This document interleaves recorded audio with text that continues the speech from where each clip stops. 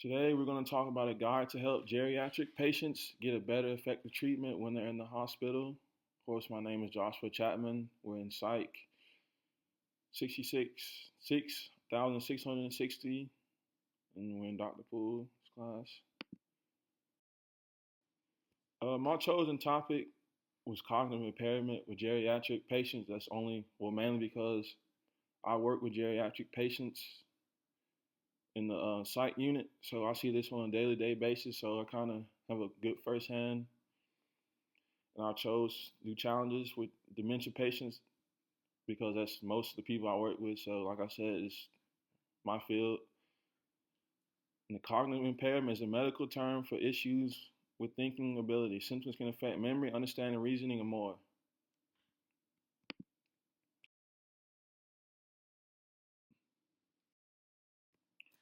Cart et al. 2020 is my second one. It explored the relationships between lifestyle factors and cognitive decline among older adults.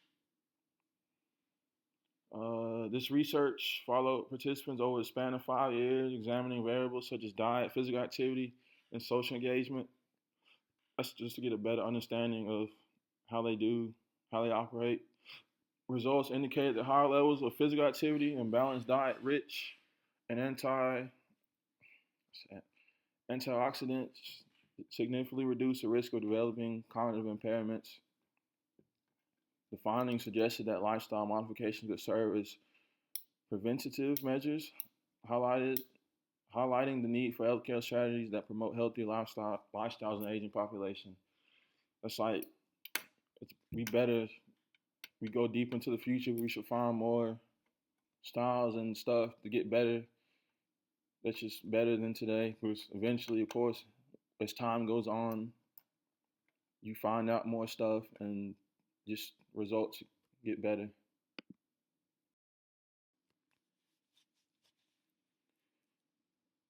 Mendez et al. 2019 added another layer to understanding by examining how chronic illnesses can intensify cognitive impairments. They found elderly patients with multiple health issues like hyperextension and diabetes, which is really common. My mom has it. They have an increased risk of developing dementia. The author suggests that the toll of chronic diseases on vascular health can ultimately affect brain function. They make a strong case for integrated care models that consider both cognitive health and management of chronic conditions, underscoring that addressing these overlapping health issues is essential for improving the well-being of older adults.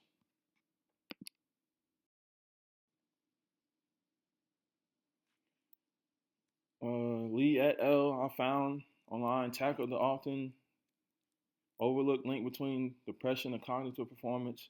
The research revealed a strong connection. Older adults who experience significant depressive symptoms also showed noticeable cognitive decline, with memory loss being a common complaint. The study also shared a hopeful message that treating underlying mental health issues can lead to improvements in cognitive function, advocating for a holistic approach that treats both the mind and brain together. That's what I think would be best to help them better, because once you work and see how sad it is, it will make you just want better for them. Collaborating between mental health and geriatric care specialists might just be the answer to better outcomes. That's because when you get in the field and actually like live with them for a long period of time, you can see it's just how it, once you get to know them, you'll feel for them, and then just see a head-to-head basis. Patel at would be my, this is the last one. Focus on the experiences for caregivers who often bear the brunt of supporting individuals with cognitive impairments. We can do interviews that went into the emotional and psychological struggles faced by caregivers of elderly patients. We see this all the time. The family members or loved ones or just people who signed up, it's very stressful, and it can affect us sometimes because taking care of cognitive impairment patients is very stressful and frustrating, but you have to remember that they're going through things, and then sometimes it happens. So like I said, me, myself personally, try not to let it get to you. Just remember that it just happens. It's aging, and they need help, and we could try to do better for them instead of getting frustrated with them when they do things or they can't remember how to use the bathroom or they need help doing this and that. And the last point is many express feelings of being overwhelmed. Like I said, it's very tough taking care of dementia patients and patients who can't remember anything for them. And by the demands of caring for someone with severe cognitive decline like Alzheimer's, the study highlights the critical need for support systems, not just for patients, but for caregivers as well, and other mental health associates and behavioral health consultants or things of that nature.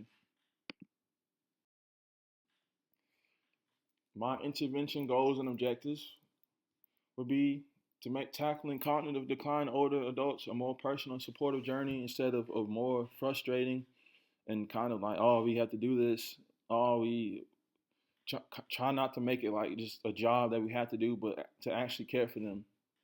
Instead of just focus on numbers and tests like we usually do, like just normal data and normal things. Like I said, just doing the job. We should boost their confidence because we're striving for seniors to feel more confident and capable in managing their daily tasks. Sometimes when you tell them over and over to remember something and do like games and stuff, or try to do hobbies that they enjoy, like crossword puzzles, dressing themselves, preparing meals, they'll start to like click it more or remember it when they were younger. Or even managing their own appointments could be better. We should also try sharpening their minds, but a noticeable improvement in memory and focus so they can enjoy their hobbies like they once did. And get back to just, of course, a lot of them, they struggle with conversations because like their brain is not like it used to be. So they struggle with conversations, or their loved ones come to visit them or talk to them on the phone. They don't know who it is, or they just zone out. And we just make life simple again, or make the pleasures that they used to have.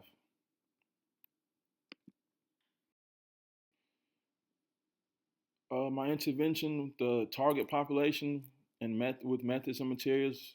Of course, the main target population would be individuals age 65 and older because that's how dementia is once you get older. And older living individually or independently in the community exhibiting early signs of cognitive decline so we can tackle it early instead of just waiting till they get to very severe, like stage 5 dementia and stuff like that.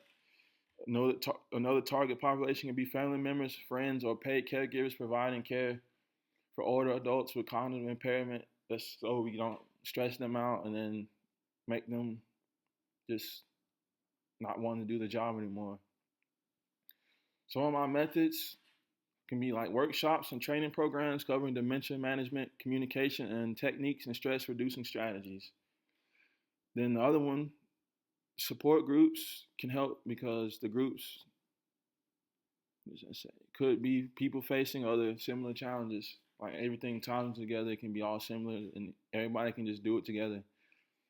My cognitive principles guided my what cognitive principles guided my intervention. I would say the holistic approach because my interventions acknowledge that cognitive function is not isolated, but is influenced by physical health, of course, your mental well-being, which be the main, and social factors. This was reflected in the inclusion of physical exercise, stress management techniques, social engagement, caregiver support. Like I said, at my job, we do like crossword puzzles, we do hangman or just games to get like the brain working again.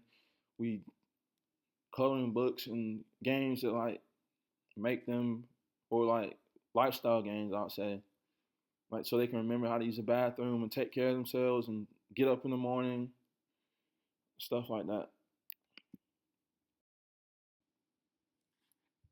Assessment and evaluation strategies also expected outcomes. Of course, the mental mind state examination, which is also the MMSE. The second one, access the individual's ability to perform activities of daily living, and then instrumental activities of daily living using standardized scales or questionnaires. That's just to see if they improve over time. We repeat the same, well, the outcomes would be we repeat the same thing over and over again to track the challenges. That's because repetition gets it in your brain, it cements it in your brain.